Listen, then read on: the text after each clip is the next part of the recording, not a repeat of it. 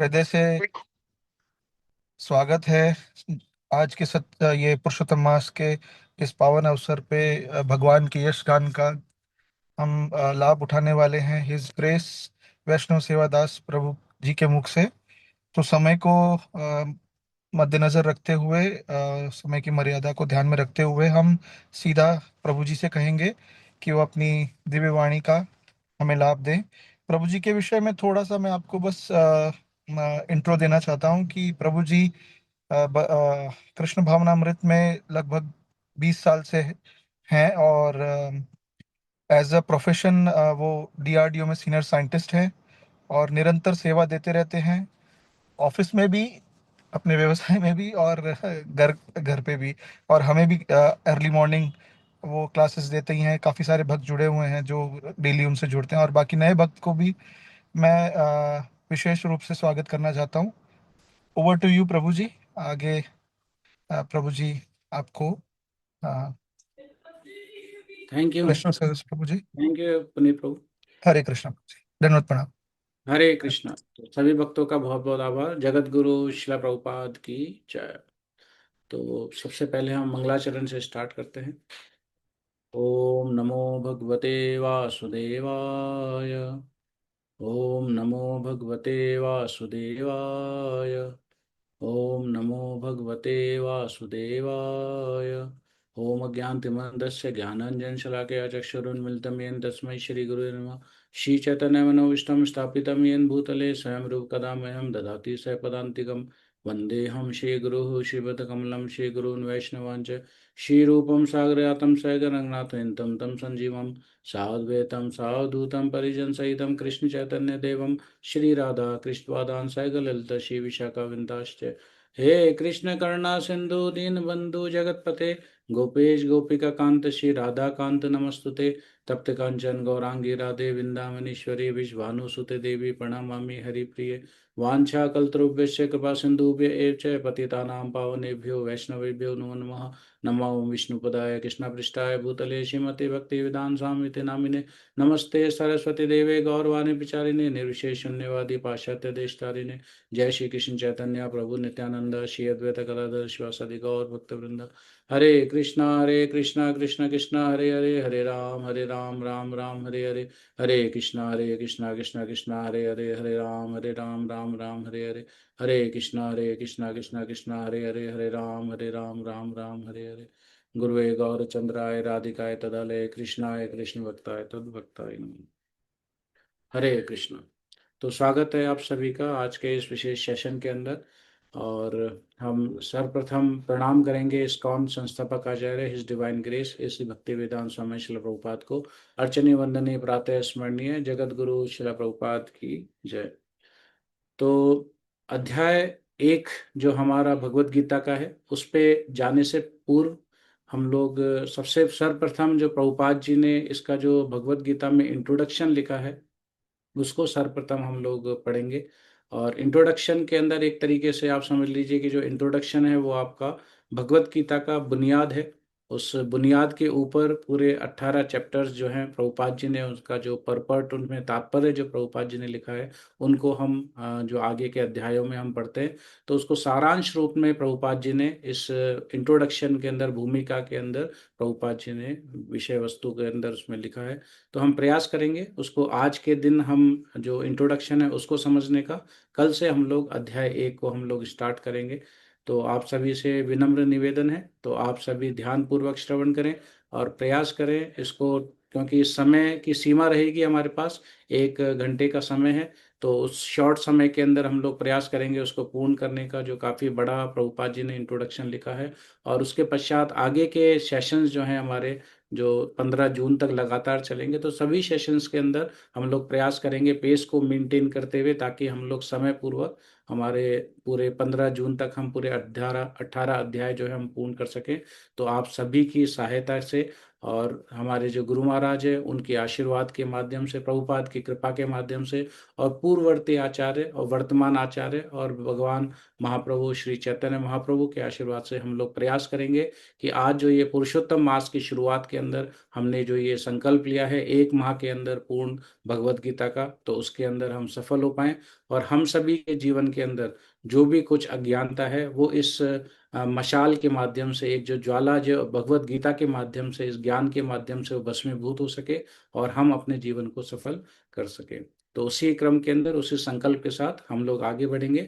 आगे हम बढ़ते हैं, सबसे पहले इंट्रोडक्शन पढ़ते हैं, मैं शेयर करता हूँ उसको। हम थोड़ा थोड़ा करके, एक एक लाइन हम लोग नहीं कर पाएंगे उसको पूरा, लेकिन उसमें से इंपॉर्टेंट कुछ चीज़ें हमने हाईलाइट कर रखी हैं, उसको हम कवर करते हुए आगे बढ़ेंगे और आज प्रयास करेंगे कि इंट्रोडक्शन हम उसका पूर्ण कर सकें। तो मैं शेयर करता हूँ उसका इंट्रोडक्शन। ये भूमिका है भगवत गीता की। सभी भक्त, स्पेशली उन भक्तों का जो फर्स्ट टाइम इस भगवत गीता के कोर्स के अंदर जुड़े हैं, उन्हें सब बता दें कि यह शिला प्रभुपाद द्वारा जो इसमें तात्पर्य लिखा गया है, उस भगवत गीता को हम रेफर कर रहे हैं, जिसका नाम है Bhagavad Gita as it is, Hindi में है भगवत गीता यथारूप। तो उसी के क्रम के अंदर हम लोग आगे बढ़ेंगे। पूरी जो हमारी इस सेशन रहेगा, 1 महीने का पूर्ण भगवत गीता, वो उसी पर आधारित है। तो हम यहाँ से स्टार्ट करते हैं। सर्वप्रथम इसके अंदर प्रभुपाद जी किस प्रकार से स्टार्ट करते हैं। प्रभुपाद जी लिखते हैं, भगवत गीता को गीतो उपनिषद भी कहा जाता है। यह वैदिक ज्ञान का सार है और वैदिक साहित्य का सर्वाधिक महत्वपूर्ण उपनिषद है। इसमें सार क्यों कहा गया है? बहुत सारे उपनिषद हैं। उपनिषद जो हैं आपके श्रुति वाले रहते हैं, और कुछ जो अपने वेद रहते हैं वो स्मृति वाले रहते हैं। इस प्रकार से हम लोग प्रयास करते हैं कि जो गीतोपनिषद है, इसको गीतोपनिषद क्यों किया गया है? क्योंकि ये गीत के द्वारा, ये भगवान का गीत है। गीता वर्ड कहाँ से आया है? क्योंकि इसे भगवान ने गा करके अर्जुन को सुनाया था, इसलिए इसको गीत वर्ड से भी इसको कनेक्ट करते हैं। और जितने भी उपनिषद है उन सभी का सार है ये भगवत गीता। आप बाकी जितने भी ग्रंथ हैं जो भगवान से रिलेटेड है, उन सभी में हम पाते हैं कि जो भगवत गीता के जो श्लोक हैं उनको भी कई जगह इसको रेफर कर रखा है। तो ये अपने आप में संपूर्ण है, क्योंकि सबसे इंपॉर्टेंट है कि इसे भगवान ने स्वयं इसे गाया है, भगवान स्वयं ने इसे बताया है, इसलिए ये सबसे बड़ा महत्वपूर्ण, सर्वाधिक महत्वपूर्ण बताया गया है। इससे महत्वपूर्ण और कुछ नहीं है। तो this is the most important scriptures for Sanatana Dharma, that is the Bhagavad Gita. आगे बढ़ेंगे। आगे प्रभुपाद जी लिख रहे हैं कि निसंदेह अमेरिका में भगवत गीता के अनेक अंग्रेजी संस्करण उपलब्ध हैं, लेकिन जहां तक मैंने देखा है केवल अमेरिका ही नहीं अपितु भारत में भी उनमें से कोई पूर्ण रूप से प्रमाणिक संस्करण नहीं मिलेगा, क्योंकि लगभग हर संस्करण में भाष्यकार ने भगवत गीता यथारूप के मर्म का स्पर्श किए बिना अपने मतों को व्यक्त किया है। इसका मतलब क्या है कि कई बार होता है कि लोग अपने खुद के पर्सनल इंटरेस्ट को देखते हुए उस भगवत गीता के तात्पर्य को, उसके परपट को वो मेंशन करते हैं। लेकिन प्रभुपाद जी ने इस चीज को जब देखा कि इस प्रकार से भगवत गीता के बहुत सारे आपको संस्करण मिल जाएंगे जिसमें लोग भगवान श्री कृष्ण को तो साइडलाइन कर देते हैं, मेन मर्म क्या है वो है भगवान श्री कृष्ण, उनको तो हटा देते हैं, और उसमें से अपना खुद का पर्सनल कुछ इंटरप्रिटेशन होता है, उनको वहां पर वो प्रेजेंट करते हैं। तो प्रमाणिक संस्करण कहीं पे भी वो नजर नहीं आता है। जैसा प्रभुपाद जी यहाँ पर बता रहे हैं, उन्होंने आचार्य गणों के माध्यम से उन्होंने जो टीकाएं लिखी हैं उनको यथारूप, यथारूप का मतलब क्या है कि जो आचार्य गणों ने हमें बताया है उसको एज इट इज आगे प्रेजेंट करना। ऐसा नहीं कि भैया कि उन्होंने लिखा है 1 2 3 और उन्होंने कहा कि नहीं 1 2 3 के आगे एक वन और लगाते हैं 1 2 3 1, तो ऐसा उसमें कुछ भी हमको ऐड नहीं करना है, ना ही उसमें से कुछ डिलीट करना है। तो एज इट इज प्रेजेंट करने के लिए इसी कारण से प्रभुपाद जी ने इसको कहा है कि ये भगवत गीता एज इट इज है, यथारूप है। और यहाँ पर प्रभुपाद जी आगे लिखते हैं कि भगवत गीता का मर्म भगवत गीता में ही व्यक्त है। कैसे व्यक्त है? यह इस प्रकार है, यदि हम किसी औषधि विशेष का सेवन करना हो तो उस पर लिखे दिशा निर्देशों का पालन करना होता है। हम मनमाने ढंग से या मित्र की सलाह से औषधि नहीं ले सकते, इसका सेवन लिखे हुए निर्देशों के अनुसार या चिकित्सक के निर्देशानुसार करना होता है। जैसे हम लोग देखते हैं कि जैसे मार्केट के अंदर मेडिसिन आती है, तो मेडिसिन के अंदर आप सभी ने एक बड़े बड़े अक्षरों में लिखा हुआ रहता है, use as per direction of the medical registered medical practitioner. से मेडिकल प्रैक्टिशनर नहीं, उन्होंने भी ये भी कहा है कि रजिस्टर्ड मेडिकल प्रैक्टिशनर, मतलब कि वो ऑथराइज होना चाहिए उस चीज को, दवाई को लिखने के लिए। ये कई दवाइयों पे हम लिख कर देखते हैं। कारण क्या है कि उस दवाई को सही तरीके से कैसे लेना है, किस चीज का आपको अवॉइड करना है, क्या उसका सही उपयोग है, वो आपको कि कौन बताएगा? जिसने उसके बारे में पढ़ रखा है, जिसके ने उसके बारे में बता रखा है। ऐसा नहीं कि भैया पान वाले की दुकान पे गए और उसने कहा कि तुम्हारे पेट में दर्द हो रहा है, चलो जाके ये दवाई ले लो। तो उससे क्या होगा कि हम जो उसका रियल पर्पज है उस दवाई का पता लगा कि वो दवाई उसने किसी से सुनी, उड़ने कुछ और चीज की दवाई सुन के और आपको वो दवाई बोल दी, तो फिर क्या होगा? आपको नेगेटिव इफेक्ट हो जाएगा। उसी प्रकार से भगवत गीता जो शास्त्र है, वो शास्त्र कई बार होता है कि हमें व्हाट्सएप के माध्यम से या फिर अपने फ्रेंड सर्कल के माध्यम से या फिर हमारे घर में ही हमारे चाचा ताऊ माता पिता या फिर किसी के माध्यम से हमको भगवत गीता के बहुत सारे संस्करण या फिर उनके कुछ कोट्स हमको सुनने को मिलते हैं। लेकिन क्या वो ऑथराइज हैं उन सब चीजों को बताने के लिए? हम सोचते हैं कि हाँ ठीक है, ये कह रहे हैं तो हो सकता है ठीक ही हो, लेकिन इंपॉर्टेंट क्या है कि वो ऑथराइज होने चाहिए। जिस प्रकार से एक डॉक्टर ऑथराइज रहता है, उसी प्रकार से जिस प्रकार से हम लोग देख सकते हैं कि किसी कॉलेज या स्कूल के अंदर जाते हैं तो वहां पर एक ऑथराइज प्रोफेसर या टीचर होते हैं, वही उन सब्जेक्टों को अच्छे से पढ़ा सकते हैं, ना कि कोई ऐसा वैसा। उसी प्रकार से जो हमारे ग्रंथ हैं, इनको भी पढ़ाने के लिए ऑथराइज एक गुरु परंपरा के माध्यम से, संप्रदाय के माध्यम से गुरु आते हैं, उनके माध्यम से ही हमें समझना होता है, ना कि किसी भी व्यक्ति से जो कि खड़ा हो गया कि चलो आओ मैं तुमको भगवत गीता पढ़ाता हूँ। सही भगवत गीता पढ़ाने का मतलब क्या है कि उसको जो गुरु ने, आचार्य गणों ने जैसा बताया है उसको एज इट इज प्रेजेंट करना। तो प्रभुपाद जी यहाँ लिखते हैं कि हम मनमाने ढंग से मित्र की सलाह से औषधि नहीं ले सकते। इसी प्रकार भगवत गीता को इसके वक्ता द्वारा दिए गए निर्देशा अनुसार ही ग्रहण करना और स्वीकार करना होगा। तो वक्ता कौन है इसके? भगवत गीता के वक्ता हैं भगवान श्री कृष्ण। तो भगवान श्री कृष्ण जैसा भगवत गीता में बता रहे हैं तो हमें उसको उसी अनुसार लेना होता है, ना कि भगवत गीता के अंदर हम लोग लोग जो जिन्होंने संस्करण निकाले हैं, जो भगवत गीता यथारूप को कुछ नाम दे देते हैं, भगवत गीता यथार्थ, भगवत गीता मर्म, इस प्रकार से अलग अलग नाम देके वो भगवत गीता में अपना ही कुछ उसमें इंटरप्रिटेशन डाल देते हैं। तो वो हमें नहीं करना है। उसमें क्या करना है? भगवान श्री कृष्ण जैसे वहां पर बता रहे हैं उसको एज इट इज हमें स्वीकार करना होता है। इसलिए भगवान, जो भगवत गीता है उसके वक्ता भगवान श्री कृष्ण है, इसलिए भगवत गीता के प्रत्येक पृष्ठ पर उनका उल्लेख हुआ है, श्री भगवान उवाच। ये आप जितने भी श्लोक जो है भगवान ने बोले हैं, भगवान श्री कृष्ण ने बोले हैं, उसके पहले लिखा है श्री भगवान उवाच। उससे हमें पता लगता है कि ये भगवान श्री कृष्ण ने कहा है। कई लोग कहते हैं कि इस प्रकार से मायावादी लोग कई बार इस प्रकार संस्करण निकालते हैं कि जो भगवत गीता है वो एक महापुरुष ने, जो भगवान श्री कृष्ण नहीं है, वो उनके हृदय में, उनके शरीर के अंदर कोई एक आत्मा आ गई थी, उस आत्मा ने वो ज्ञान दिया है। वो इस प्रकार से संस्करण निकालते हैं, भगवान श्री कृष्ण को एक महान पर्सनैलिटी बता के उनको साइड लाइन कर देते हैं और अपना ही इंटरप्रिटेशन डाल के वहां पर कहते हैं कि वो उनके शरीर में एक आत्मा आई थी, उसने वो ज्ञान दिया है। इस प्रकार से लोग जो है, मतलब कि ये समझ लीजिए कि जो बेसिक चीज है, आप नंबर सिस्टम आप समझना चाहते हैं और आपने 0 1 2 को स्वीकार ही नहीं किया, तो फिर आगे के नंबर एडिशन और डिफरेंशिएशन वो सब हम कैसे करेंगे? आपने ABCD को ही सही नहीं समझा तो फिर आगे के वर्ड्स वगैरह कैसे सही बनेंगे? तो बेसिक चीज आपने नहीं मानी है तो फिर आगे के जितना भी उन्होंने समझाया है वो सारा का सारा जीरो ही माने। उनका ना तो उनके ऊपर खुद पे असर होता है, ना ही उनको जो पढ़ते हैं उनके ऊपर इसी चीज का असर होता है। अब भगवान श्री कृष्ण ही भगवान कैसे हैं उसके बारे में यहाँ पर भगवान ने भी स्वयं भगवत गीता में अपने को परम पुरुषोत्तम भगवान कहा है, और ब्रह्म संहिता में, अन्य पुराणों में, विशेषतः श्रीमद् भागवतम में जो भागवत पुराण के नाम से विख्यात है, वे इसी रूप में स्वीकार किए गए हैं। कृष्णस्तु भगवान स्वयं। तो भगवान कौन है? वो है भगवान स्वयं कृष्ण।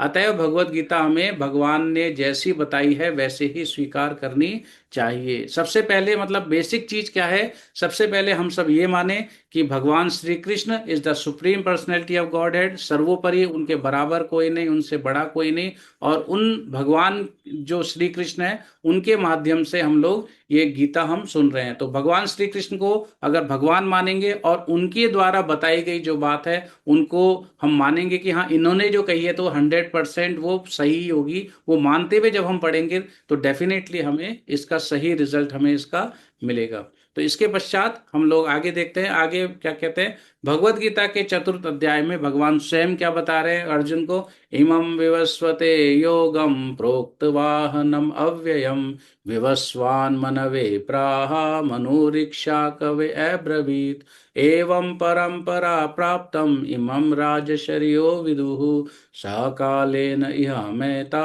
योगो नष्ट परन्तप स एवायं मया तेद्य योगः प्रोक्ता पुरातन भक्तोऽसि मे सखा चेति रहस्यम हेतु उत्तमम। तो भगवान यहाँ पर कह रहे हैं कि जो ज्ञान है जो अर्जुन को वहां पर दे रहे हैं, वो ज्ञान उन्होंने क्या किया था, सृष्टि की शुरुआत के अंदर सूर्य देव, जो सूर्य के राजा विवस्वान को उन्होंने दिया था। और विवस्वान ने किसको दिया, मनु को दिया, मनु ने फिर इक्ष्वाकु को दिया। इस प्रकार से परंपरा उन्होंने स्थापित करी। परंपरा का मतलब क्या होता है, एक नॉलेज मेरे पास है, उस नॉलेज को मैंने अपने शिष्य को दी, अपने डिसाइपल को दी। वो डिसाइपल ने कुछ समय बाद वो खुद गुरु बना, और गुरु बनने के बाद, गुरु की पदवी प्राप्त करने के बाद उसने अपने शिष्य को वो ज्ञान दिया। फिर वो शिष्य फिर गुरु बन के अपने शिष्यों को देता है। इस प्रकार से गुरु शिष्य की एक परंपरा जो बनती है, वो भगवान यहाँ पर बताते हैं कि मैंने विवस्वान को दिया, विवस्वान ने मनु को दिया, मनु ने इक्ष्वाकु को। इस प्रकार से वो परंपरा उन्होंने स्थापित करी थी सृष्टि के आरंभ के अंदर। फिर उसके बाद क्या हुआ, सकालेन इह मेहता योगो नष्ट पर, कालेन मतलब एक समय के साथ वो परंपरा नष्ट हो गई। और इसलिए अब मैं क्या कर रहा हूं, स एवायम मया तेद्य योगा प्रोक्ता पुरातना, वो सेम ज्ञान, वही ज्ञान जो मैंने उनको दिया था, वही मैं तुमको दे रहा हूं। और क्यों दे रहा हूं, भक्तो सी में सखा चेती रहस्यम हेतु उत्तमम, तुम मेरे भक्त भी हो और मेरे सखा भी हो, इसलिए अर्जुन मैं तुम्हें ये ज्ञान दे रहा हूं।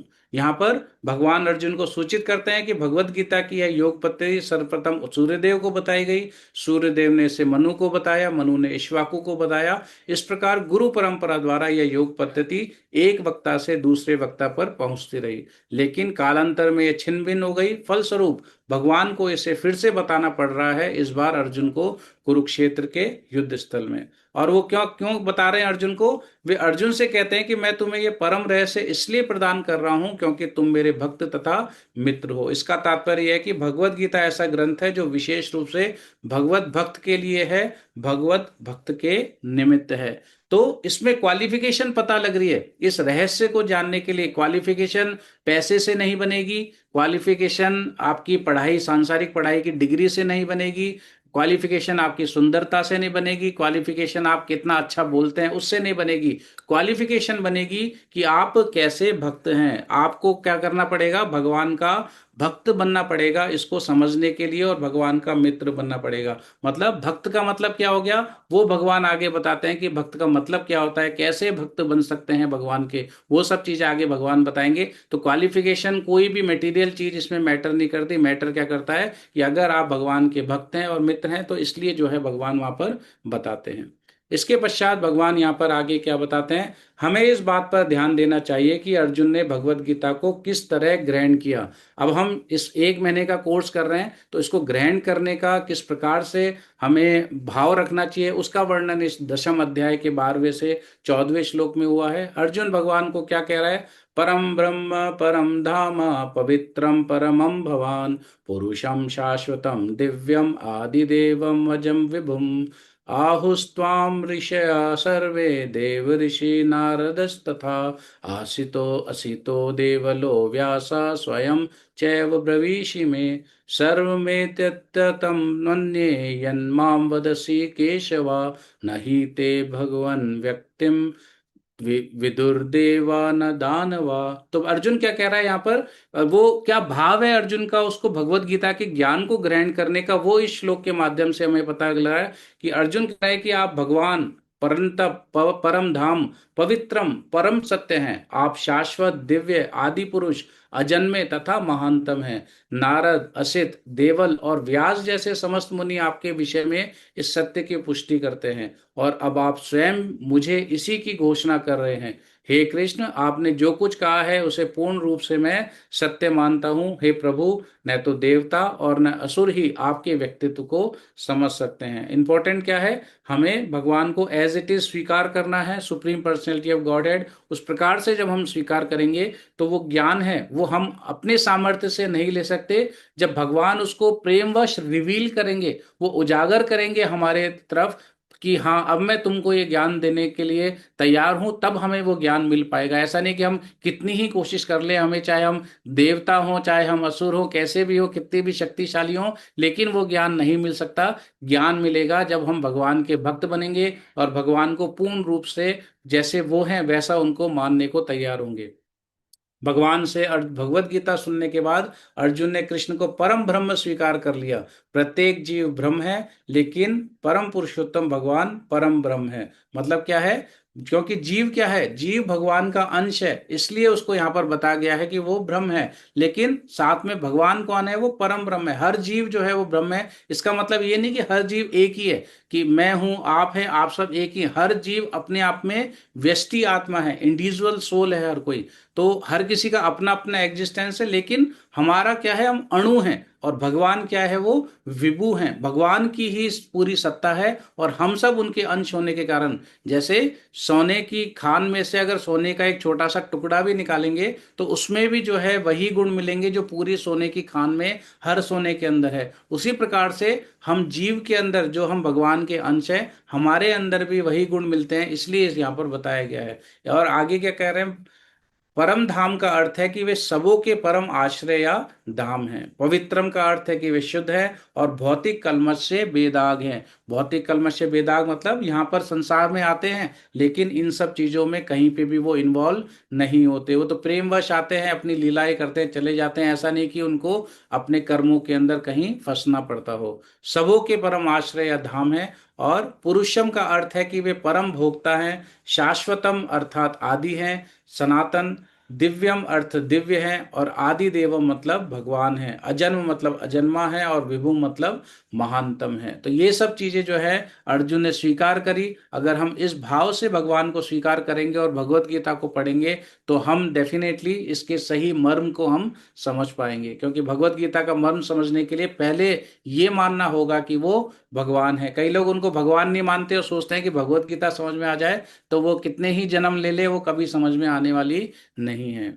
अतः भगवत गीता को भक्ति भाव से ग्रहण करना चाहिए। किसी को यह नहीं सोचना चाहिए कि वह कृष्ण के तुल्य है, नहीं, यह सोचना चाहिए कि कृष्ण सामान्य पुरुष है, या कि एक महान व्यक्तित्व है। भगवान श्री कृष्ण साक्षात पुरुषोत्तम भगवान है। अतएव भगवत गीता के कथानुसार, या भगवत गीता को समझने का प्रयत्न करने वाले अर्जुन के कथानुसार, हमें सिद्धांत रूप से कम इतना तो स्वीकार कर लेना चाहिए कि श्री कृष्ण भगवान है, और उसी विनीत भाव से हम भगवत गीता को समझ सकते हैं। जब तक कोई भगवत गीता का पाठ विनम्र भाव से नहीं करता है, तब तक उसे समझ पाना कठिन है, क्योंकि यह एक महान रहस्य है।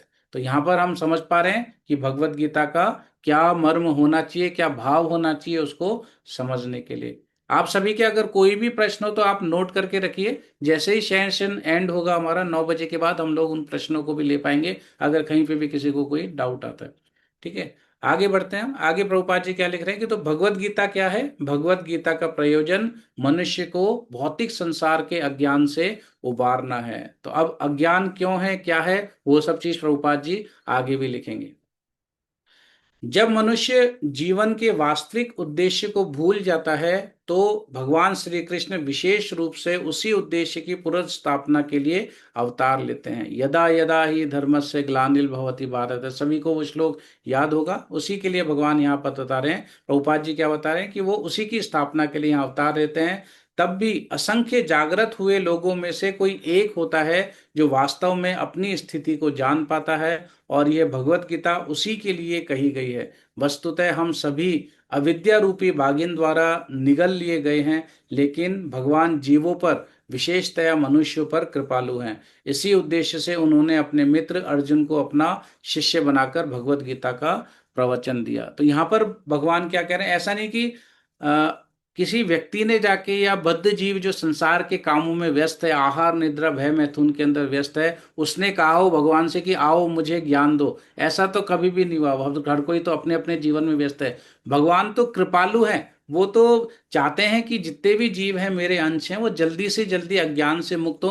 वो तो अपने आप प्रेमवश जो है वो यहाँ पर आते हैं इस धरा के ऊपर, और आकर के इस गुरु परंपरा के माध्यम से हमें वो ज्ञान स्थापित करते हैं, ताकि हमें ये ज्ञान मिल सके। और ज्ञान मिलना क्यों चाहिए? ताकि हम जान सके कि हम यहाँ पर इस संसार में फंसे हुए हैं, क्या क्या कह रहे हैं यहाँ पर प्रभुपाद जी, कि हम सभी अविद्या रूपी बागिन द्वारा निकल लिए गए हैं। एक बागिन जो भाग है, टाइगर है, उसने हमको पकड़ लिया है। पकड़ के क्या मसाज करने के लिए पकड़ा है? नहीं, निगलने के लिए पकड़ लिया है। वो अज्ञान रूपी निगलने के लिए, ताकि वो हमें खा जाती है बार बार। जन्म मृत्यु के रूपी जो भव सागर है उसमें डालने के लिए ये अज्ञान रूपी जो बागिन है हमें निगल गई है। अब उस अज्ञान को काटने के लिए, उसे पार करने के लिए जो दयालु कृपालु जो भगवान है वो यहाँ पर आते हैं। अपने शुद्ध भक्तों, प्रभुपाद जी जैसे शुद्ध भक्त हैं, उनके माध्यम से हमें वो ज्ञान देते हैं कि हमारा रियल पर्पस जीवन का क्या है, हमारा उद्देश्य क्या है। इसी उद्देश्य से उन्होंने क्या किया, अर्जुन को अपना शिष्य बनाकर इस ज्ञान का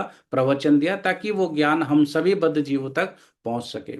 अब यहाँ पर प्रभुपाद जी आगे लिख रहे हैं कि भगवत गीता की विषय वस्तु में 5 मूल सत्यों का ज्ञान निहित है। सर्वप्रथम 5 मूल सत्य कौन से हैं? पहला क्या है? ईश्वर के विज्ञान की और फिर जीवों के स्वरूप की विवेचना की गई है। तो पहला हो गया ईश्वर। तो भगवत गीता में 5 चीजों के बारे में बताया है। 5 चीज कौन कौन से हैं? सर्वप्रथम क्या है? वह ईश्वर। दूसरा क्या है? जो ईश्वर के जो अंश हैं जीव, उनके बारे में यहाँ पर बताया है। तो पहला ईश्वर हो गया। दूसरा जीव के स्वरूप की स्थिति, और ईश्वर है जिनका अर्थ नियंता है। उसके बाद क्या कह रहे हैं? इसके बाद बाकी के 3 कौन कौन से हैं? इसमें प्रकृति मतलब भौतिक प्रकृति, चौथा हो गया काल, समस्त ब्रह्मांड की कालावधि या फिर प्रकृति का प्राकट्य, और पांचवा हो गया तथा कर्म या फिर कार्यकलाप की भी व्याख्या है। तो 5 चीजें कौन कौन सी हो गई? पहला हो गया ईश्वर, दूसरा हो गया जीव, तीसरा हो गया प्रकृति, चौथा हो गया काल, और पांचवा हो गया कर्म। तो इन 5 चीजों की विवेचना भगवान इस भगवत गीता के अंदर बताते हैं, और इन पांचों के बारे में हमें ज्ञान देते हैं कि इस प्रकार से कैसे कैसे ये सारी चीजें चलती हैं और इनका किस प्रकार से कार्य होता है, भौतिक प्रकृति कैसे काम करती है। तो हम जो कर्म कर रहे हैं, कोई भी जीव ऐसा नहीं है जो कर्म किए बिना इस संसार में रह सकता है। तो उस कर्म के सिद्धांत क्या हैं, किस प्रकार से व्यक्ति को, जो जीव है, उसको अलग अलग शरीर प्राप्त होते हैं, वो सब के जो नियम है वो सब भगवान बताते हैं। कालक्रम कैसे चल रहा है, कैसे सृष्टि की शुरुआत हो रही है, कैसे प्रलय आती है, कैसे सतयुग त्रेता द्वापर, ये सब कलयुग चतुर्युग, ये सब चीजें क्या हैं, उन सब के बारे में भी भगवान यहाँ पर बताते हैं। उन सब चीजों की स्थापना इस भगवत गीता में करते हैं। स्वयं के बारे में बताते हैं और जीव के बारे में बताते हैं। पांचों चीजों के बारे में भगवान यहाँ बताते हैं। आगे प्रभुपाद जी लिखते हैं, भगवत गीता के इन 5 मूलभूत विषयों में से इनकी स्थापना की गई है कि भगवान अथवा कृष्ण अथवा ब्रह्म या परमात्मा। तो भगवान को क्या क्या बोला गया है यहाँ पर? भगवान जो कि कृष्ण भी है, वही ब्रह्म है, वही परमात्मा है, अथवा परम नियंता भी वही है। आप चाहे जो कह लें, सबसे श्रेष्ठ है। तो इन सब की स्थापना भगवत गीता में की गई है, और सभी चीज क्या कह रहे हैं कि भगवान श्री कृष्ण ही सर्वोत्तम है। उसके पश्चात यहाँ पर क्या कह रहे हैं प्रभुपाद जी? नियंता को ना मानना बचपना है।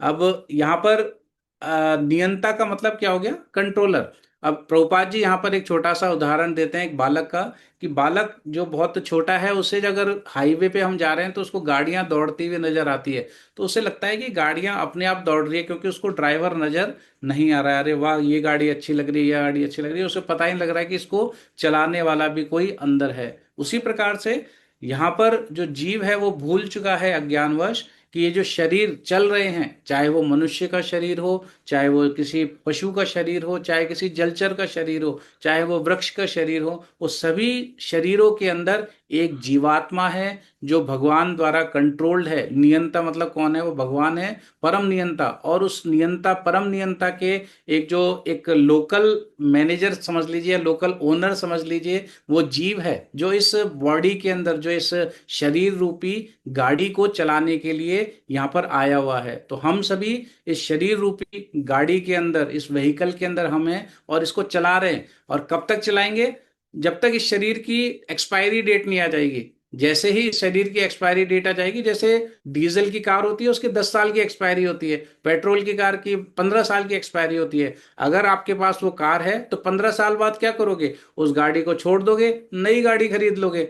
ठीक है। उसी प्रकार से इस शरीर की भी एक्सपायरी है, किसी शरीर की 5 साल, किसी की 10 साल, किसी की 50 साल, किसी की 100 साल, डिपेंड करता है कि हमको ये शरीर कितने साल के लिए मिला हुआ है। तो जैसे ही शरीर की एक्सपायरी हुई, वैसे ही हम क्या करेंगे, जो इस गाड़ी के ड्राइवर हैं, हम इस शरीर को छोड़ करके दूसरा शरीर ग्रहण कर लेंगे, किसी और गाड़ी के अंदर चल जाएंगे, फिर उस गाड़ी को चलाएंगे। उसकी अवधि जैसे ही पूरी हुई, हम उस गाड़ी को छोड़ के फिर एक और गाड़ी में चले जाएंगे। तो ये काल क्रम के अंदर ये लगातार चलता ही रहता है। भगवान इसको आगे अपने श्लोकों के माध्यम से काफी कुछ स्थापित करते हैं इसको। आगे हम बढ़ते हैं, आगे इसके अंदर और क्या कह रहे हैं। भौतिक प्रकृति 3 गुणों से निर्मित है। कौन सी 3 गुण है? सतोगुण, रजोगुण और तमोगुण। तो इन तीनों गुणों के ऊपर नित्य काल है। इन प्रकृति के गुणों तथा नित्य काल के नियंत्रण व संयोग से अनेक कार्यकलाप होते हैं, जिनको कर्म कहते हैं। अब कर्म होते हैं, उसके अंदर यहाँ पर बताया गया है कि जो सतोगुण, रजोगुण और तमोगुण, ये जंजीरों के समान बताए गए हैं हमारे शास्त्रों में। जैसे एक सोने की जंजीर, एक चांदी की जंजीर और एक लोहे की जंजीर है, तीनों ही बंधन के कारण। आप इन तीनों गुणों के अंतर्गत, हम हर जीव के अंदर किसी ना किसी मात्रा में ये गुण होते हैं, सतोगुण, रजोगुण और तमोगुण। तो उन तीनों गुणों के कॉम्बिनेशन से अलग अलग मात्रा के अनुसार उसका स्वभाव बनता है, और उस स्वभाव के अंतर्गत वो उस कार्य करने के लिए विवश हो जाता है। अब यहाँ पर प्रभुपाद जी क्या बता रहे हैं कि ये कार्यकलाप अनादिकाल से चला रहे हैं। अनादिकाल मतलब ऐसा कोई पूछे कि कब से हम जीव जो है एग्जिस्टेंस में है, तो यहाँ पर कहते हैं अनादि, इसका कोई स्टार्टिंग नहीं है, बेमानी प्रश्न है। वो मतलब ही नहीं है इस प्रश्न का, ऐसा कभी था ही नहीं कि हम नहीं थे। हमारा शुरू से ही अस्तित्व है, वो शुरू से ही हम लोग एग्जिस्ट करते हैं। तो यहाँ कह रहे हैं कि जीव जो है वो अनादिकाल से चले आ रहे हैं, और हम सभी अपने अपने कार्य कलामों कलापों के फलस्वरूप सुख और दुख भोग रहे हैं। जैसे हम काम करेंगे, कर्मों के नियम जो भगवान ने स्थापित कर रहे हैं, उसके अकॉर्डिंग हमको कुछ सुख मिलेंगे, दुख मिलेंगे। पाप करेंगे तो हमको दुख मिलेंगे, पुण्य करेंगे तो हमें सुख मिलेंगे। जैसे व्यापारी का उदाहरण दिया है, व्यापारी अगर कुछ पैसे कमा लेता है, अपने बैंक बैलेंस में पैसे हैं, तो उससे उसको खर्च करके सुख प्राप्त कर लेगा। अगर उसको कहीं हानि हो जाती है, लॉस हो जाता है, तो उसके कारण से उसको जैसे उसको चुकाना पड़ता है, तो वो उस एक तरीके से हमने पाप किया तो हमें दुख झेलने पड़ेंगे। तो कर्म फल जो है आपका चलता रहता है, जैसे जैसे हम लोग जीवन के अंदर आगे बढ़ते रहते हैं। इसी प्रकार जीवन के प्रत्येक क्षेत्र में हमें अपने कर्म के फल का सुख भोगते हैं या उसका कष्ट उठाते हैं, इसे यह कर्म कहलाता है। तो ईश्वर, जीव, प्रकृति, काल तथा कर्म, इन सभी की व्याख्या भगवत गीता में हुई है। और इन पांचों में से चार जो है वो शाश्वत हैं। शाश्वत का मतलब ये नाश नहीं होते हैं। कौन कौन से चार? ईश्वर, जीव, प्रकृति और काल। इन चारों के बारे में बताएं कि ये चार क्या है, ये शाश्वत है, इनका कभी नाश नहीं होता। अब लोग कहेंगे नहीं, प्रकृति तो प्रलय में डूब जाती है, लेकिन वो अप्रकट होती है। प्रकृति कभी नष्ट नहीं होती है, वो उस भगवान की शक्ति है, वो सदैव वो अप्रकट होती है, फिर दोबारा से आ जाती है, इसलिए इसको शाश्वत कहा गया है। और जो वस्तु है अपनी पांचवी, कौन सी है? कर्म। दूसरी वस्तु कर्म शाश्वत नहीं है। क्यों? क्योंकि कर्म अगर हमारे शाश्वत होते, हम कर्म से बाहर निकल ही नहीं पाते। इसलिए कर्म कभी भी शाश्वत नहीं है, उसको अशाश्वत बताया गया है। हाँ, कर्म के प्रभाव अत्यंत पुरातन हो सकते हैं। हम अनादिकाल से अपने शुभ अशुभ कर्म फलों को भोग रहे हैं, किंतु साथ ही हम अपने कर्मों के फल को बदल भी सकते हैं, इसलिए वो शाश्वत नहीं है। यह परिवर्तन हमारे ज्ञान की पूर्णता पर निर्भर करता है। हम विविध प्रकार के कर्मों में व्यस्त रहते हैं, निसंदेह हम यह नहीं जानते कि किस प्रकार के कर्म करने से हम कर्म फल से राहत प्राप्त कर सकते हैं, लेकिन भगवत गीता में इसका भी वर्णन हुआ है। अज्ञानवश हमें नहीं पता, हम तो काम कर रहे हैं, पता नहीं उसका क्या रिजल्ट होगा। भौतिक संसार में तो रिजल्ट दिख रहा है, लेकिन आध्यात्मिक क्या रिजल्ट होगा हमें नहीं पता, तो वो भगवत गीता में भगवान हमें बताते हैं। इसके बाद प्रभुपाद जी क्या लिख रहे हैं? परम चेतन ईश्वर जीव के इसी प्रकार के में समान है। भगवान तथा जीव दोनों की चेतनाएं दिव्य हैं। यह चेतना पदार्थ के संयोग से उत्पन्न नहीं होती, ऐसा सोचना भ्रांतिपूर्ण है। तो यहाँ पर जो है क्या कह रहे हैं प्रभुपाद जी कह रहे हैं कि ईश्वर और जीव जो है वो दोनों की क्या है, वो दिव्य हैं। वो सोचते हैं कि वो भौतिक, क्या कह रहे हैं, यह चेतना पदार्थ के संयोग से उत्पन्न नहीं होती। मतलब सोचें कि ये कुछ जड़ वस्तु से किसी चीज से उत्पन्न हो गई है, ऐसा नहीं है। वो चेतन है, वो दिव्य है। भगवत गीता इसी सिद्धांत को स्वीकार नहीं करती कि चेतना विशिष्ट परिस्थितियों में पदार्थ के संयोग से उत्पन्न होती है। कई साइंटिस्ट हैं, ऑल्दो मैं भी साइंटिस्ट तो, लेकिन ऐसे भौतिकवादी साइंटिस्ट हैं कई लोग जो कहते हैं कि कुछ विस्फोट हुआ था, उसकी वजह से जो है पृथ्वी या सृष्टि का निर्माण हो गया। इस प्रकार से कई लोग इस प्रकार की बताते हैं कि कुछ केमिकल्स मिला लेंगे तो ये बन जाएगा, वो बन जाएगा, जीवन निकाल सकते हैं हम लोग। वो अलग अलग शरीर को भी उन्होंने केमिकल के अंदर डिवाइड कर लिया, जिसकी वैल्यू भी कुछ 100 सैकड़ों रुपए के अंदर कुछ आती है। मतलब वो सोचते हैं कि जड़ पदार्थ से आप जीवन बना सकते हैं। लेकिन यहाँ पर प्रभुपाद जी साफ साफ लिख रहे हैं कि चेतन विशेष परिस्थितियों में पदार्थ के संयोग से उत्पन्न होती है। चेतना भौतिक परिस्थितियों के आवरण के कारण विकृत रूप से प्रतिबिंबित हो सकती है। जिस प्रकार रंगीन कांच से परावर्तित प्रकाश उसी रंग का प्रतीत होता है, परंतु भगवान की चेतना पदार्थ से प्रभावित नहीं होती। यहां पर क्या कह रहे हैं, जो जीव की चेतना है वो थोड़ा सा प्रतिबिंबित हो सकती है। क्यों हो सकती है? क्योंकि उसके अंदर अज्ञान आ चुका है। जीव जो है वो सोच सकता है कि उस वो जो है वो शरीर है और वो यहाँ पर इस कर्मों के अंदर फंसा हुआ है, वो आत्मा के चीज को भूल चुका है, वो एक तरीके से वो अलग ही रंग में रंग चुका है। जैसे हमने यहाँ पर व्हाइट लाइट जला रखी है और अगर अपन वहां पर ग्रीन कलर का चश्मा पहन ले तो हमको सब कुछ ग्रीन ग्रीन नजर आएगा। तो उसी प्रकार से यहाँ पर जो है, जो जीव है वो अज्ञानता के कारण, उस चश्मे के कारण, अज्ञान रूपी चश्मे के कारण वास्तविकता भूल चुका है। लेकिन भगवान की चेतना जो है कभी भी वो प्रभावित नहीं होती है। वही चीज प्रभुपाद जी यहाँ पर स्थापित कर रहे हैं। आगे प्रभुपाद जी कह रहे हैं कि भगवत गीता शिक्षा देती है। क्या शिक्षा देती है? कि हमें इस कलुषित चेतना को शुद्ध करना है। जो अज्ञानता का चश्मा हमने लगा रखा है उसे हमें हटाना है, उसको नाश करना है। तो शुद्ध चेतना होने पर हमारे सारे कर्म ईश्वर की इच्छा अनुसार होंगे और इससे हम सुखी हो सकेंगे। ऐसा नहीं है कि हमें अपने सारे कार्य बंद कर देने चाहिए, अपितु हमें अपने कर्मों को शुद्ध करना चाहिए। और परिष्कृत कर्म भक्ति कहलाते हैं। तो इस सेंटेंस से हमें क्या पता लग रहा है कि हमें अपनी चेतना को शुद्ध करना है। शुद्ध का मतलब ये नहीं कि हम संसार में जो इस समय हम काम कर रहे हैं, अपने परिवार की देखभाल कर रहे हैं, हम मंदिर में जा रहे हैं, Sunday to Sunday Sunday programs में जाते हैं, कहीं पे जॉब भी कर रहे हैं, हो सकता है बिजनेस कर रहे हैं हम लोग, या फिर घर में किचन के अंदर खाना बना रहे हैं, बहुत सारे कार्य जो संसार में हम लोग कर रहे हैं। तो ऐसा नहीं कि उन सब कार्यों को बंद कर देना है। कार्य करने हैं, लेकिन उनको कार्यों को शुद्ध करना है। और वो शुद्ध करने का मतलब क्या है कि उसको भगवान से हमें जोड़ना है। जो भी हम कार्य कर रहे हैं उसको हमें भगवान से जोड़ना है, ना कि उनको बंद करना है। जैसे ही हमने उनको भगवान से 100% जोड़ दिया, उसके लिए प्रयास कर लिया, तो वो क्या कहलाएगी? आपकी भक्ति कहलाना स्टार्ट कर देगा। तो ये चीज यहाँ पर प्रभुपाद जी यहाँ पर स्थापित कर रहे हैं।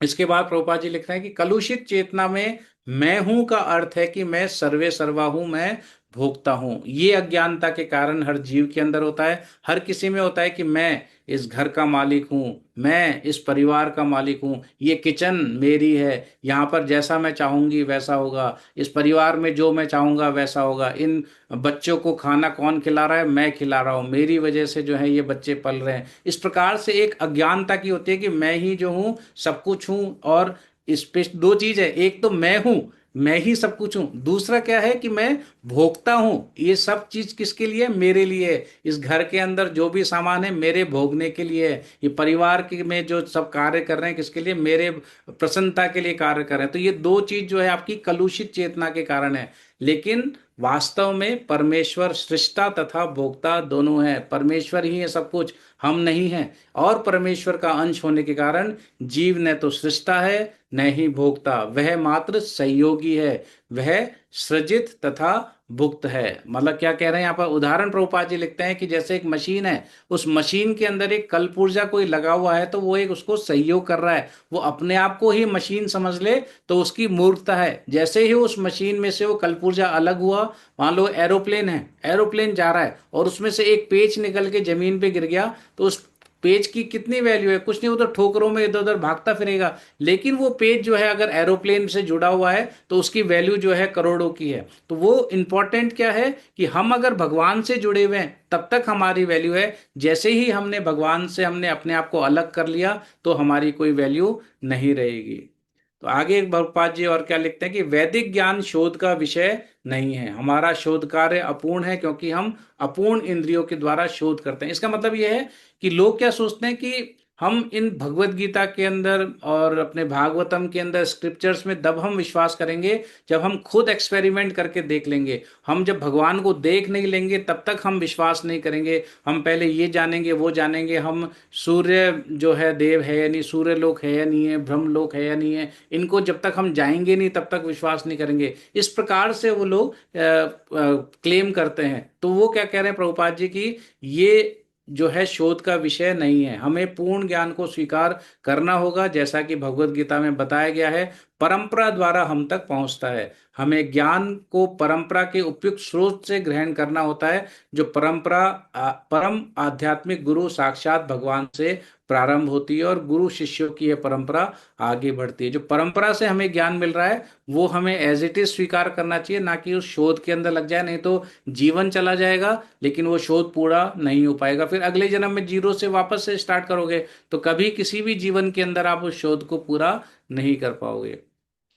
आप क्यों नहीं कर पाएंगे, वो चीज यहाँ पर प्रभुपाद जी लिख रहे हैं कि संसारी पुरुष के दोष क्या हैं। एक तो वो त्रुटियां करता है, गलतियां करता है, और दूसरा वह अनिवार्य रूप से मोहग्रस्त हो जाता है और उसमें अन्यों को धोखा देने की प्रवृत्ति होती है, और वह अपूर्ण इंद्रियों के कारण सीमित होता है। अपूर्ण इंद्रियों के कारण, जैसे हमारी आंखें हैं, आंखें कई चीजें नहीं देख पाती। आंखों पे आप देख सकते हैं कि कुछ पिक्चर वगैरह होती है, थोड़ा आगे पीछे ऐसे करेंगे तो वो घूमता हुआ चक्र नजर आने लग जाता है। रोड पे जा रहे हैं, बाहर दूर से पानी नजर आने लग जाता है। कई बार हमको एक कलर्स की भी एक लिमिटेशन है कि हम उतनी ही कलर तक हम देख पाते हैं, कई चीजें हम देख ही नहीं पाते। कान भी एक फ्रीक्वेंसी तक ही हम सुन पाते हैं, बाकी नहीं सुन पाते। मीठे के अंदर हमने बढ़िया से रसगुल्ले खा लिए, उसके बाद खीर खाई तो फीकी लगने लग जाएगी। चीनी है उसके अंदर लेकिन फिर भी फीकी। तो हमारी इंद्रियां जो है वो अपूर्ण है। तो इसका लिए इस अपूर्ण इंद्रियों के कारण हम लोग त्रुटियां करते हैं, त्रुटियां करते हैं, गलतियां करते हैं। तो इसलिए हम मोहग्रस्त हो जाते हैं। मोहग्रस्त हो जाते हैं तो अपनी गलतियों को छुपाने के लिए फिर हम धोखा देने लग जाते हैं, धोखा देने की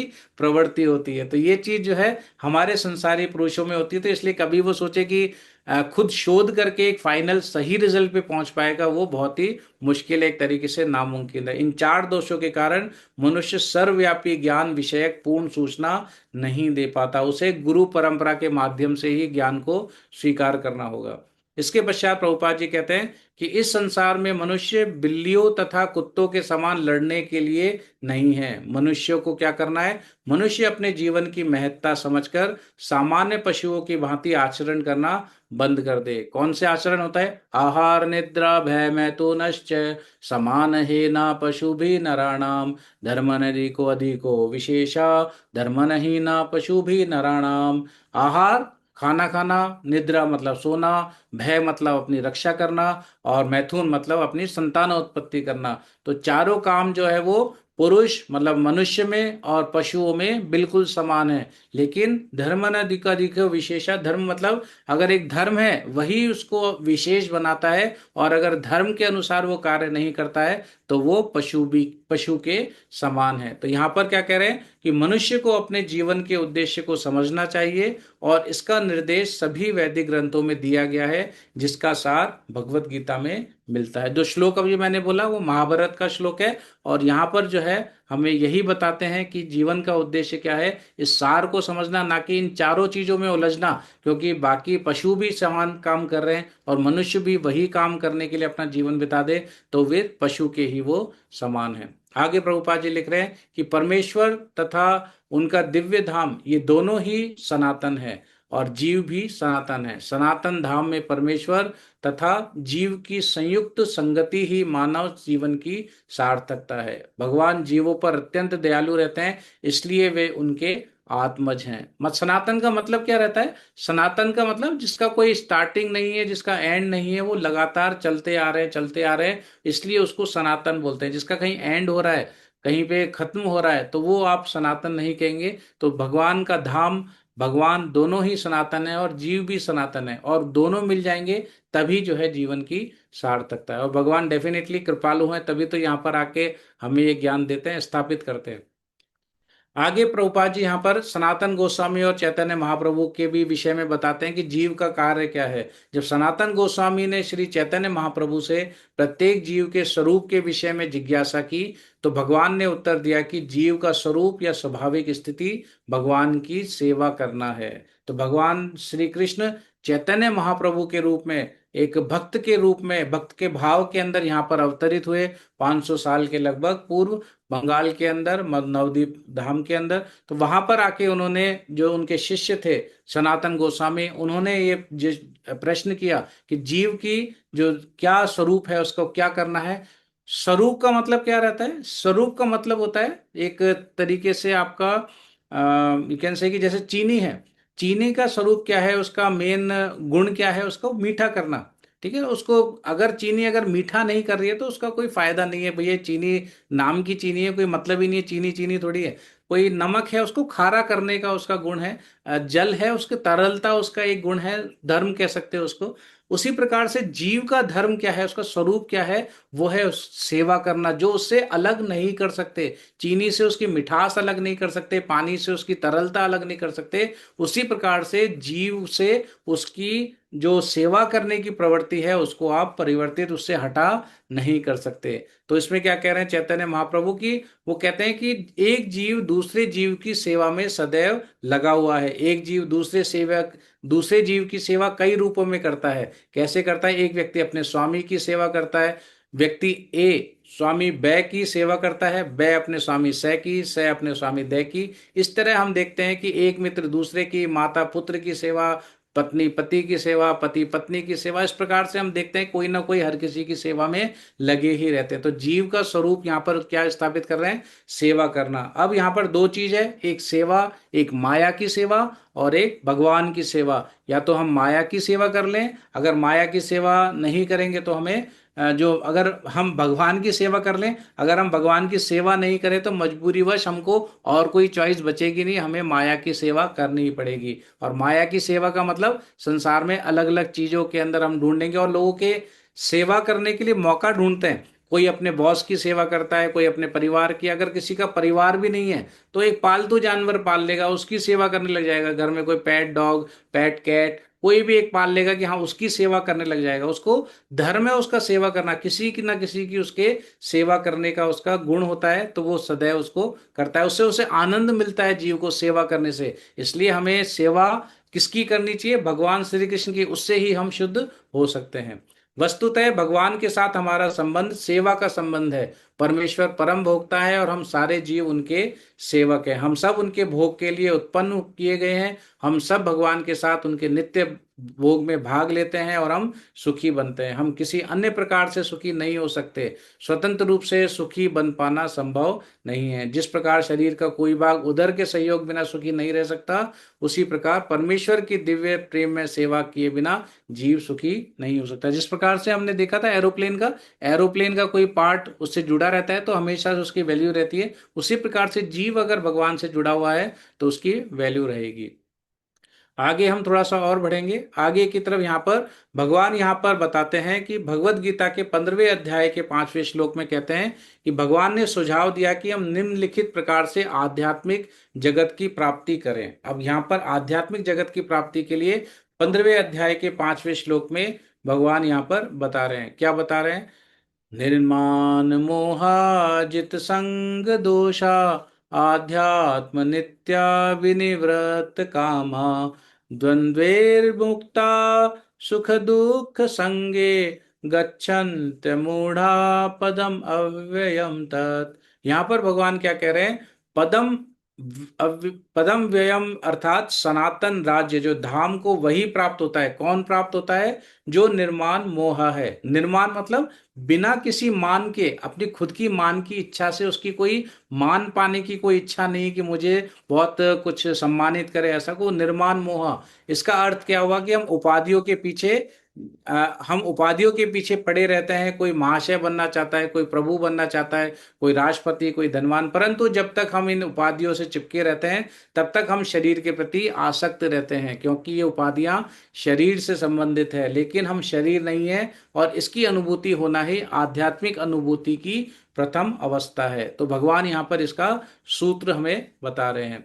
इसके पश्चात प्रभुपाद जी लिखते हैं कि शरीर को त्याग करके हम इस भौतिक जगत में दूसरा शरीर धारण करना भी सुव्यवस्थित है। मनुष्य तभी मरता है जब वह निश्चित हो जाता है कि अगले जीवन में किस प्रकार का शरीर प्राप्त होगा। इसका निर्णय उच्च अधिकारी करते हैं, स्वयं जीव नहीं करता है। मतलब उसको कौन सा शरीर मिलेगा डिसाइड तो उच्च अधिकारी कर रहे हैं, लेकिन कर कौन रहा है, किस काम के, किस बेस क्या है उनको अगला शरीर डिसाइड करने का, वो जीव के ऊपर डिपेंड करता है। इस जीवन में कर्मों के अनुसार हम उन्नति या अवनति करते हैं। और सबसे बड़ा सेंटेंस यहाँ पर प्रभुपाद जी लिखते हैं आगे, यह जीवन अगले जीवन के लिए तैयारी है। यह जीवन अगले जीवन की तैयारी के लिए है। इस समय ये जो शरीर है इसके माध्यम से जो हम कार्य कर रहे हैं वो डिसाइड करेगा कि हमें अगला जीवन, अगला शरीर क्या मिलेगा। क्या हम भगवान के धाम में जाएंगे, क्या हम स्वर्ग लोक में जाएंगे, क्या हम ब्रह्म लोक में जाएंगे, क्या हम नरक में जाएंगे, क्या हम इस संसार के अंदर दोबारा मनुष्य का शरीर मिलेगा, किसी धनी परिवार में मिलेगा, क्या हम पशु बनेंगे, शेर बनेंगे, कुत्ते बनेंगे, सुअर बनेंगे, मछली बनेंगे या फिर पेड़ बनेंगे। वो सब चीज कौन डिसाइड कर रहा है, हम डिसाइड कर रहे हैं इस जीवन के अंदर। ये प्रभुपाद जी साफ साफ बता रहे हैं कि यह जीवन अगले जीवन की तैयारी के लिए है। अतएव यदि हम इस जीवन में भगवत धाम पहुंचने की तैयारी कर लेते हैं तो निश्चित ही इस शरीर को त्यागने के बाद हम भगवान के ही सदृश आध्यात्मिक शरीर प्राप्त करते हैं। हम भगवान के साथ उनकी लीलाओं में प्रविष्ट हो सकते हैं यदि हम इसी जीवन के अंदर सही डायरेक्शन में भगवान के बताए हुए रास्ते पे हम चलते हैं। इसके पश्चात यहाँ पर हम आगे आते हैं। आगे प्रभुपाद जी क्या कहते हैं, भगवत गीता हमें सिखाती है कि किस प्रकार मन तथा बुद्धि को भगवान के विचार में लीन रखा जाए। ऐसी तल्लीनता से मनुष्य भगवत धाम को जाता है। यदि मन कृष्ण की सेवा में लग जाता है तो सारी इंद्रियां स्वतः उनकी सेवा में लग जाती है। यह कला है और यही भगवत गीता का रहस्य भी है कि कृष्ण के विचार में पूरी तरह मग्न रहा जाए। तो ये सब चीजें कौन सिखा रहा है हमें, भगवत गीता सिखा रही है। अब जैसे हम घर के अंदर कोई मशीन लेके आते हैं, माइक्रोवेव लाए, वॉशिंग मशीन लाए या फिर स्मार्ट वॉच लाए या फिर कोई भी ऐसा इंस्ट्रूमेंट लाते हैं इलेक्ट्रॉनिक्स, तो उसके साथ एक मैनुअल आता है। उस मैनुअल को हम पढ़ते हैं, उसके अंदर उसके फीचर्स चेक करते हैं, किस बटन से क्या होगा वो सब चीज चेक करते हैं। और जब उसको मैनुअल पढ़ के जब उस चीज को यूज करते हैं तो डेफिनेटली हम उसका सही उपयोग कर पाते हैं और 100% यूज कर पाते हैं। उसी प्रकार से इस शरीर को यूज करने के लिए एक मैनुअल है जो है भगवत गीता। जब हम भगवत गीता को पढ़ते हैं तो हमें पता लगता है कि जो बहुत मूल्यवान जो ये मनुष्य का शरीर मिला हुआ है इसका उपयोग कैसे करना होता है, वही चीज भगवान यहाँ पर बताते हैं। अलग अलग श्लोकों के माध्यम से अलग अलग तात्पर्य के प्रभुपाद जी ने जो बता रखे हैं उसमें हमें सबको पता लगता है कि ये मैनुअल है और मैनुअल के माध्यम से हम जान सकते हैं कि इसका सही उपयोग, परफेक्ट उपयोग हम कैसे कर सकते हैं। ये कला है और यही भगवत गीता का रहस्य भी है। फाइनल रहस्य क्या है कि हम किसी प्रकार से इस शरीर के मोह से दूर होकर भगवान में पूरी तरीके से अपनी जो विचार है, अपनी आसक्ति है, वो सारे भगवान के श्री चरणों में लग जाए। तो विचार जब पूरी तरीके से भगवान के श्री चरणों में लग जाएंगे तो हम डेफिनेटली उस स्थिति को प्राप्त कर पाएंगे जब हमें दूसरा शरीर इस संसार में नहीं लेना पड़ेगा। आगे प्रभुपाद जी क्या लिख रहे हैं इसको और देख लेते हैं। यदि कोई भगवत गीता में बताए गए सिद्धांतों को ग्रहण करता है तो वह अपना जीवन पूर्ण कर बना सकता है, जीवन की सारी समस्याओं का स्थायी हल पाता है। यही पूरी भगवत गीता का सार है। स्थायी हल का क्या मतलब है, स्थायी हल मतलब हम अनंत काल से हम इस संसार में आ रहे हैं। हम पैदा होते हैं, नर्सरी क्लास में जाते हैं, नर्सरी से केजी, केजी से फर्स्ट सेकंड, बार बार बड़े होते हैं, फिर उसके बाद फिर कॉलेज जा गए, कॉलेज के बाद नौकरी, फिर उसके बाद शादी कर ली, शादी के बाद फिर हम क्या करते हैं, परिवार बढ़ाते हैं, फिर पढ़ाई, परिवार बढ़ा के घर गाड़ी बंगला और कर करा के फिर बूढ़े हो जाते हैं, बूढ़े होके वापस से मर जाते हैं। फिर उसके बाद दोबारा से पैदा हुए, दोबारा होके वापस से जीरो से स्टार्ट, वापस से वही काम। ये उसी प्रकार से मान लो जैसे हमारे ऑफिस में कोई व्यक्ति है, ऑफिस में हमको कुछ प्रोजेक्ट दिया गया कि इसको कंप्लीट करना है 1 महीने में। वो डेली सुबह बंदा आए, पर्सन आके वहां पर सुबह से लेके शाम तक 5,000 लाइंस की कोडिंग कर दे, और शाम को जाते समय जैसे ही उसने पीसी ऑफ किया, सारी कोडिंग खत्म। अगले दिन से वापस से जीरो से स्टार्ट। फिर वापस से पूरे दिन भर उसने कोडिंग करी, 5-10 हजार लाइन लिख दी। फिर रात को पीसी शट डाउन किया, वापस से कोडिंग बिल्कुल रीसेट, वापस से अगले दिन जीरो। मतलब वो आ रहा है, कोडिंग कर रहा है, दिन भर की मेहनत का कुछ वैल्यू रही उसकी?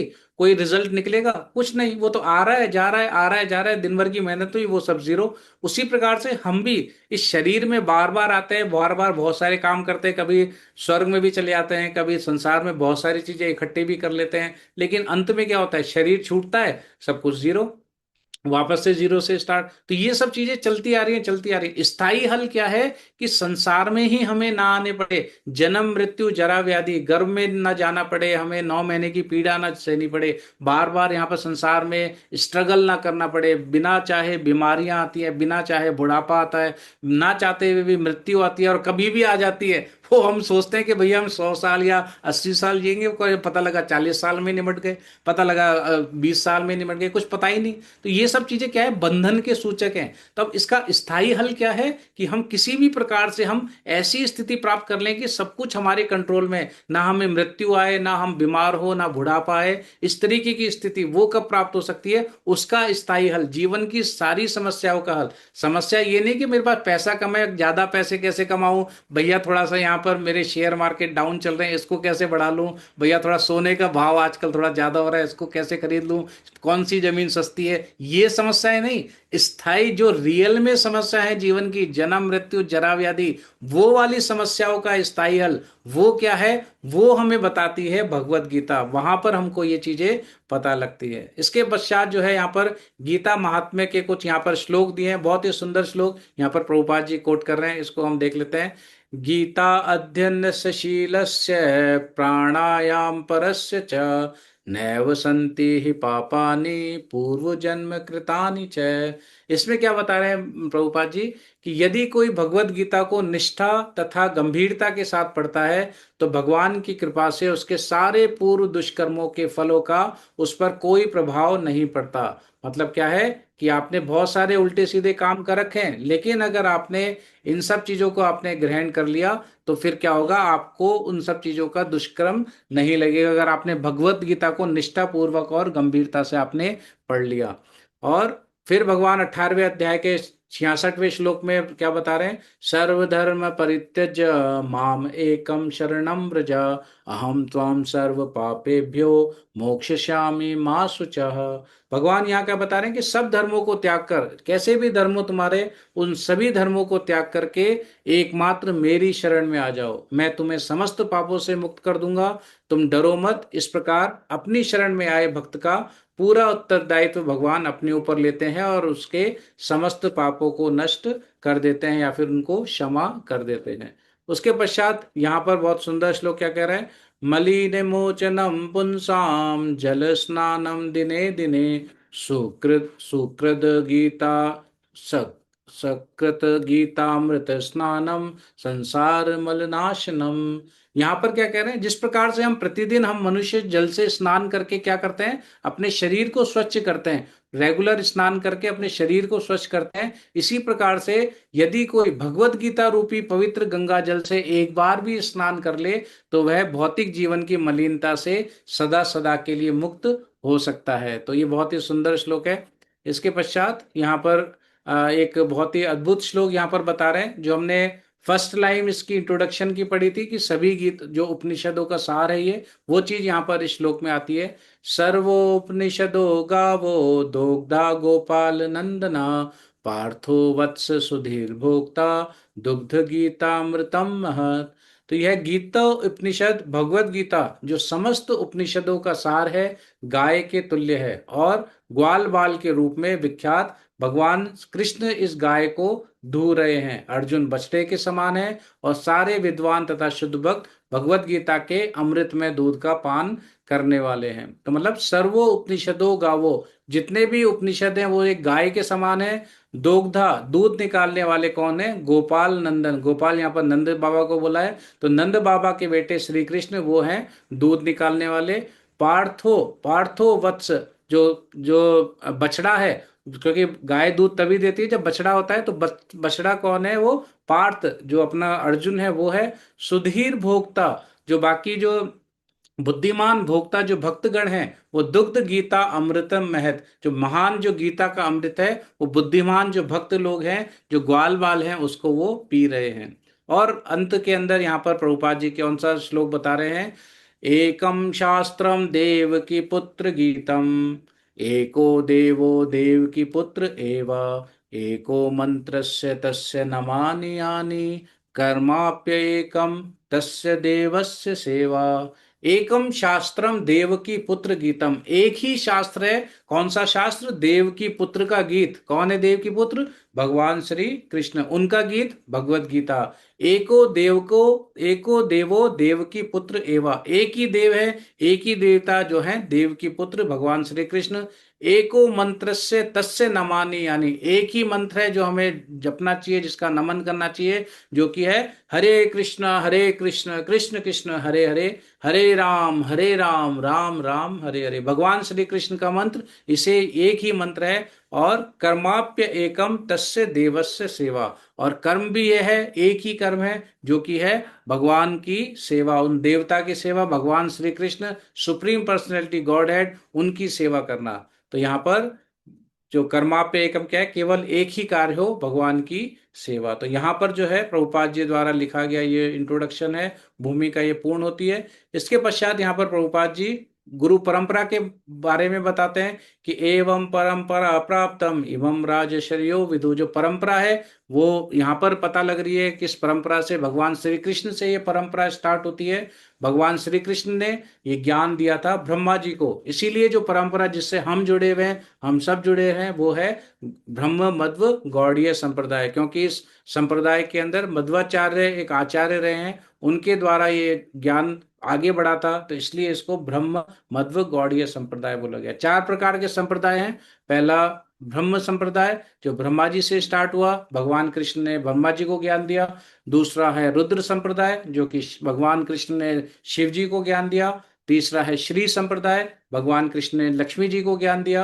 और चौथा संप्रदाय है कुमार संप्रदाय, जो भगवान श्री कृष्ण ने भगवान ब्रह्मा जी के चार पुत्र कुमारों को वो ज्ञान दिया। तो इस प्रकार से चार संप्रदाय है जो ऑथोराइज हैं हमारे शास्त्रों में। तो उसके अंदर ये वाला जो संप्रदाय है ब्रह्म मध्व गौड़ीय संप्रदाय, इसमें हम सब आते हैं। इसके अंदर ही ये सारे आचार्य गण हैं, जो ब्रह्मा जी, नारद जी, व्यास देव, मध्वाचार्य, ये सब लोग आए हैं। उसके बाद ईश्वरपुरी चैतन्य महाप्रभु, देन रूप गोस्वामी, रघुनाथ गोस्वामी, कृष्णदास, नरोत्तम ठाकुर, विश्वनाथ चक्रवर्ती ठाकुर, जगन्नाथ दास बाबा जी महाराज, भक्ति विनोद ठाकुर, गौर किशोर बाबा जी महाराज, भक्ति सिद्धांत सरस्वती महाराज, जो कि प्रभुपाद के गुरु थे। और उसके पश्चात 32वें गुरु कौन है? वो एसी भक्ति वेदांत स्वामी शिला प्रभुपाद। तो शिला प्रभुपाद की जय। और शिला प्रभुपाद ने इस मिशन को, जो कार्य है भगवान श्री कृष्ण ने इस ज्ञान को दिया, उसको एज इट इज पूरे विश्व के अंदर उन्होंने सिर्फ 12 साल के अंदर पूरे विश्व के 14 चक्कर लगाए, और पूरे